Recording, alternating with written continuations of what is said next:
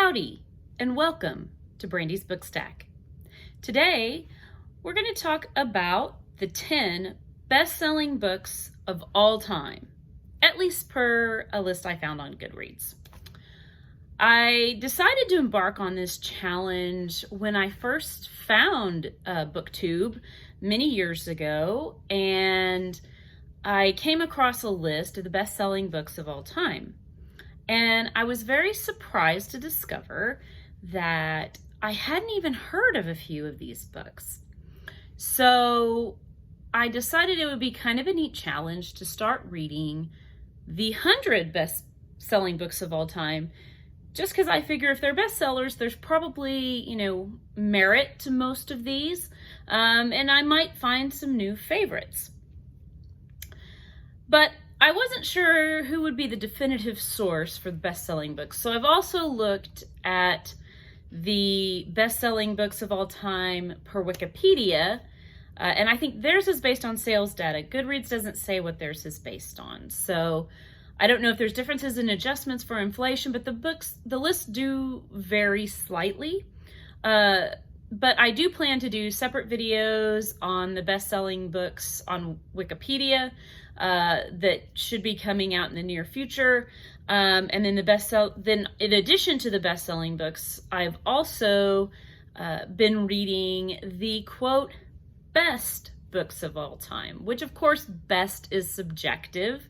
And those books I got from Goodreads as well, who culled their information from the World Library, which is a list of books that noted authors of today decided were of high quality and that should be read.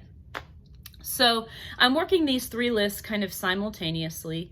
I'm going slowly through it. I started this challenge in 2021, and I'm still working on it. Yes, I am. I'm pretty slow, and these list books aren't the only books that I read. I started that at first, and then I discovered, it was kind of draining the joy of it a little bit for me because I wasn't getting to read anything outside of those lists. So I did start doing that.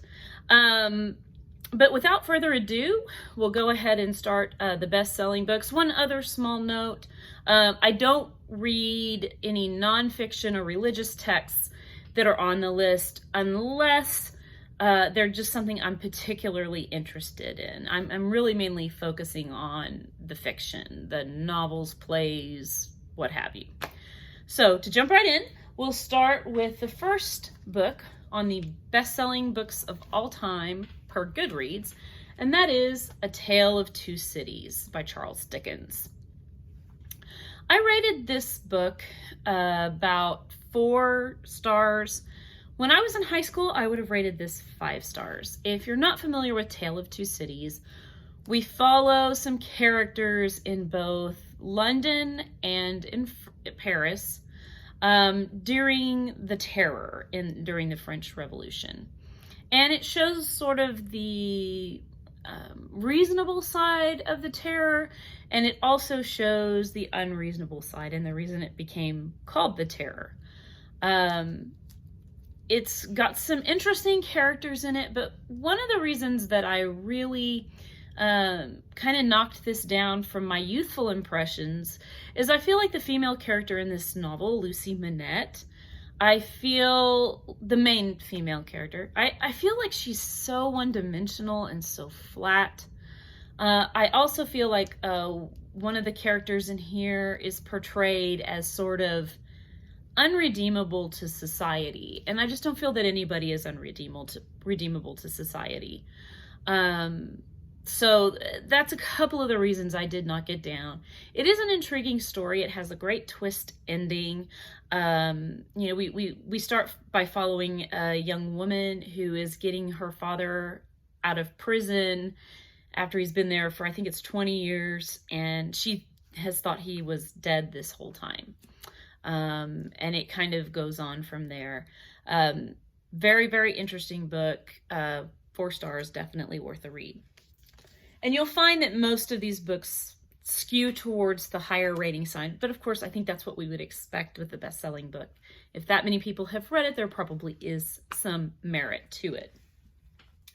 The next book on the list is probably, if I'm pressed to state a favorite book of all time, this is usually what I claim, and that's The Lord of the Rings. Oops, The Lord of the Rings.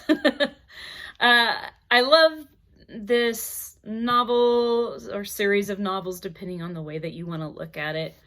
I just find Tolkien so cozy and warm. Even in the parts where it's kind of a bit scary or dark, it's still sort of just got this warmth to it that I think a lot of fantasy books lack today. I think that's why Tolkien is so popular, because of that warmth. 5 out of 5 stars, of course. I don't think I really need to talk too much about this. If you're unfamiliar, it's an adventure story about a group of hobbits, which are kind of halfling little people who go to sort of the ends of the earth to Mount Doom to destroy the one ring of power forged by an evil Dark Lord, Sauron. All right, the next book is a book that is written for young adults, but I didn't get to experience until I was an adult, and that's The Little Prince. And I'm just going to close in on the name because I cannot speak French and I don't want to embarrass myself. So you can read that and let me know how you think it should be pronounced, because I'm not even going to go there. This gentleman was a pilot in World War II. He wrote The Little Prince shortly before his aircraft was down, and unfortunately, he was missing. I don't think they found him, but I know he's considered deceased. So it kind of imbues even a little bit more significance, I guess, to me, reading this book. The Little Prince is about, as the name implies, a little prince who lives on another planet and who kind of decides the grass might be greener on the other side. And he leaves the rose that he loves to see if there aren't other roses out there, if there isn't something better for him. And he comes to Earth and he kind of discovers that that rose was important because it was his, in his heart. He talks about the importance that the only important things are invisible. And he has little adventures and talks to some people on Earth. And it's really kind of almost hard to describe why this book is so enchanting. I think you just have to read it. And my goodness, it's very slim. I think, let's see, it's under 100 pages, I think. I read this one day while I was waiting for my husband to fix dinner. So, half an hour, you can probably finish this. I'm not a super fast reader. So I thought this book was incredible. I wish I had read it years and years earlier. It's 5 out of 5 stars all the way. There's a reason it's on the best-selling books of all time list. So that's The Little Prince. All right, another book that I kind of tend to consider one of my favorites, not surprisingly, would be The Hobbit by J.R.R. Tolkien. This is sort of the prelude to The Lord of the Rings. The Hobbit was actually written as a children's book, whereas The Lord of the Rings was actually geared towards adults. So it's a great kind of story in that you can start with The Hobbit as a child and kind of grow with it. I kind of became aware of all of these novels when I was in junior high. A friend of mine kind of directed me in that direction, and I'm forever grateful because they're just a wonderful story. This is about a hobbit that, again, this is a halfling, a small person who accompanies a group of dwarves at the behest of a wizard named Gandalf to go and fight a dragon and retain their kingdom in the mountains. So it's full of adventure, and the Hobbit, Bilbo Baggins, in this book is a reluctant adventurer, but is kind of put into that path by the wizard. So it's a cute story, and again, it's aimed at young readers. So if you have a young person in your life that might be interested in reading, this is great. And lots of parents read this to their children episodically at bedtime, and provides great memories. It's a wonderful book. The next book was one of the books I hadn't heard of before. It is the Chinese classic, The Dream of the Red Chamber, or The Story of the Stone. Now, one of the reasons I definitely want to talk about this book is to help you from making the same mistake that I made. When I first read Dream of the Red Chamber, I am really cheap, and I didn't want to pay for a book if I didn't have to. And the first couple of volumes are available online, and I don't for free. And I don't remember the translator's name. He had some sort of minor bureaucratic government post in China, and he translated these. The translations aren't the best. I skipped over at volume 3 to the Penguin translation, the Black Spine edition. I'll post a picture. And it was so much better. But the way that the Chinese names are phonetically spelled varies depending on which translation you pick. So if you start with one and then move to another one, it's kind of confusing, and it takes a while to get that rhythm back in. So I would really recommend, if you want to read the whole thing, just start with the Penguin translation. I thought it was really good. I did find in a local bookstore an abridged version, which this is beautiful. Obviously, I think this is an out-of-print version, but I'm going to give this a try eventually someday and see how the abridged version holds up to the full version. The Dream of the Red Chamber is one of the longest books ever written. It's about 2,500 pages printed out. So this is something, beware, it is a time investment. I did enjoy this novel. It's different than anything I've ever read. It kind of has stories within stories, and in essence, it's about a young man named Bao Yu, who is attempting to grow up in his very female-dominated family. And it describes his upbringing, but even though that's the core story, it's really much more epic than that. There's all kinds of other characters that kind of float in and out. But we predominantly follow Bao Yu in his adventures. His family, as I mentioned, was very female-dominated, and that was one of the things that kind of surprised me compared to Western literature at the time.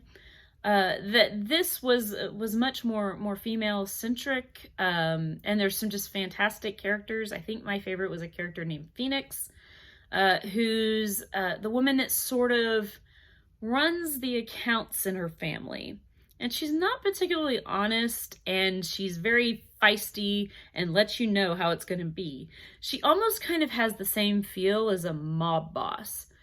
But at the same time, she has a vulnerable side, with her husband constantly cheating on her and her being very jealous and insecure because of that. And this was at a time when men could have wives and then concubines in addition to those wives. So it wasn't an uncommon practice, but she really struggled with that. And I thought that was interesting to read about. And everything is run ultimately at the top of the power pyramid by the matriarch of the family.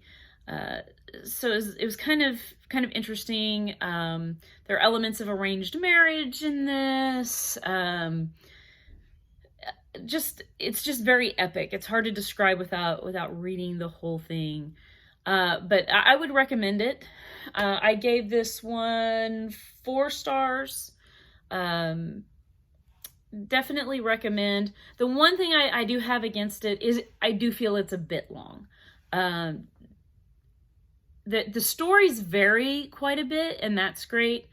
But the poetry, there's lots and lots of drinking tea and reading poetry.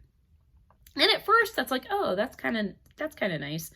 But over time, it just kind of gets repetitive, especially for an English-speaking reader. I really wonder how much of it I was losing in the translation. You know, much like if someone were to translate Shakespeare's sonnets into another language, you know, Shakespeare's beauty is in his language. So if it's translated, does it even retain that sort of beauty of the original? And I think that was probably a little bit of what happened here. But still worth a shot. Just like I said, know what you're getting into, know it's a long haul.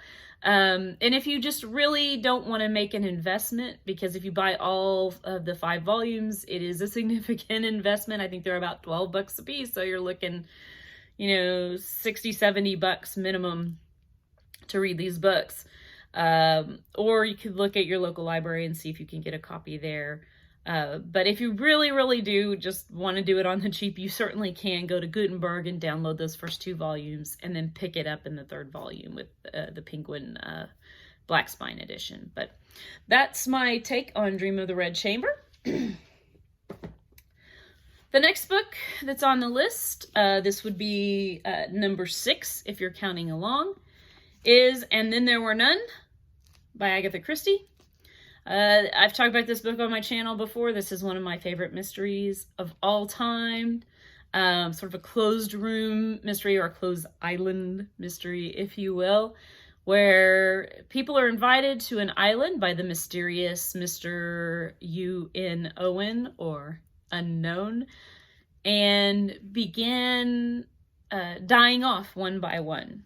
And the question is, who is the murderer?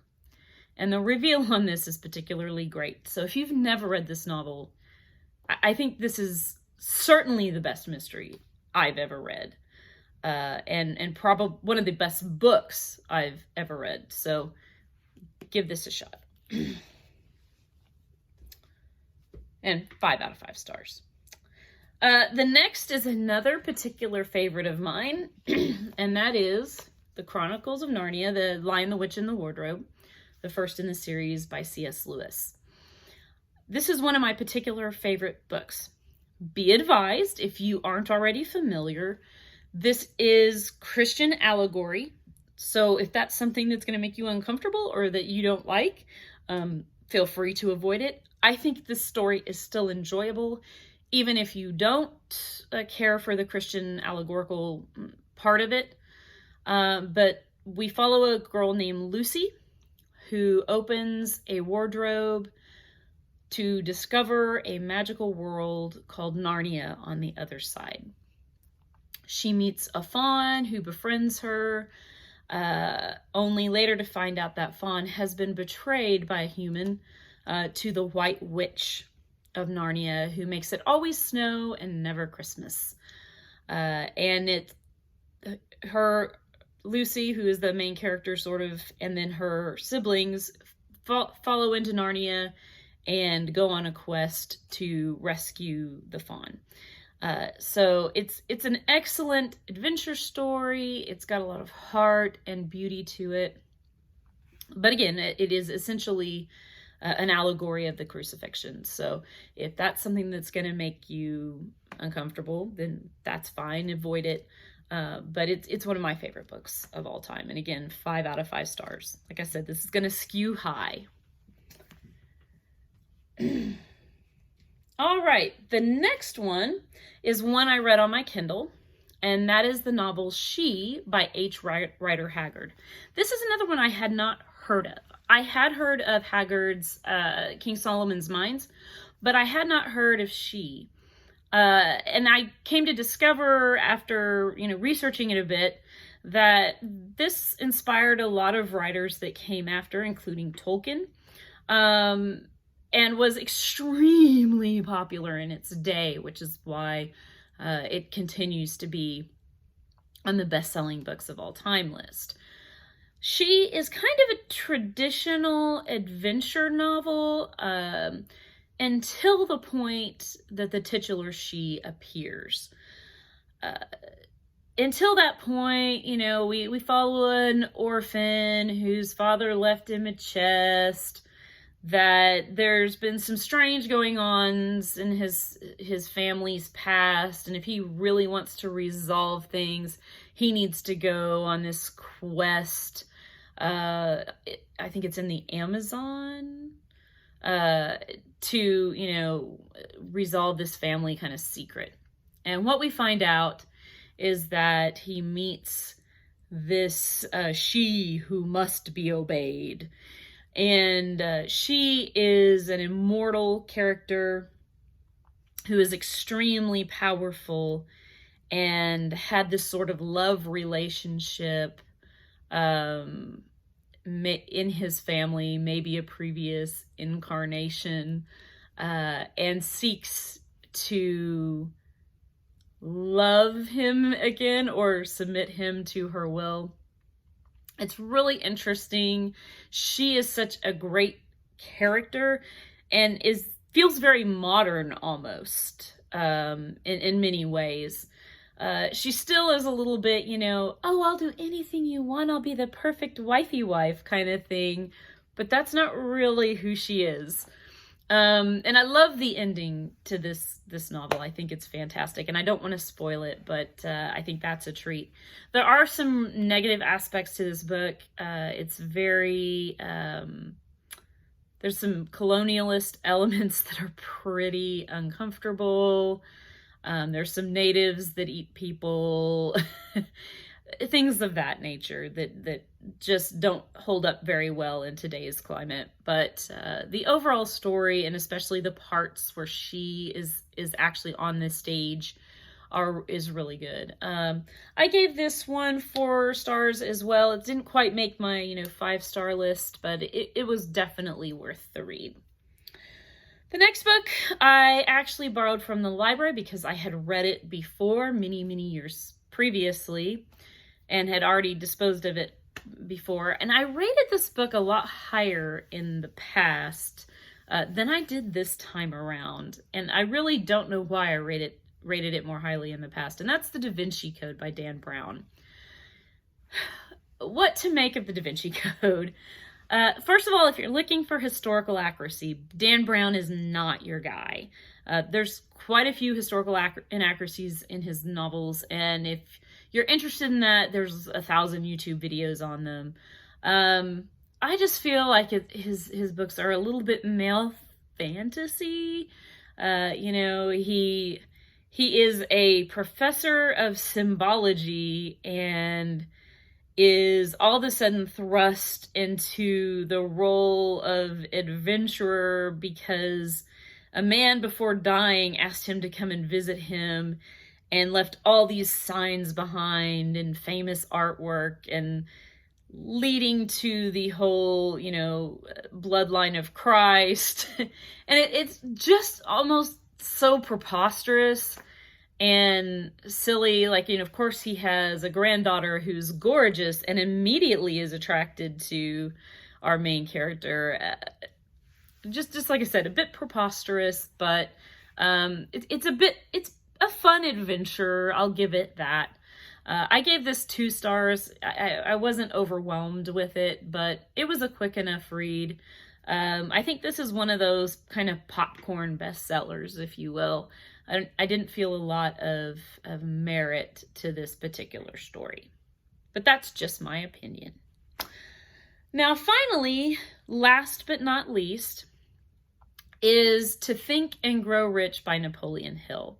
This is one of those I did not read, and I did not read it because this is a nonfiction book about, how to gain your wealth. That just doesn't interest me. So if you're really interested in that, go ahead, pick it up. Let me know what you think.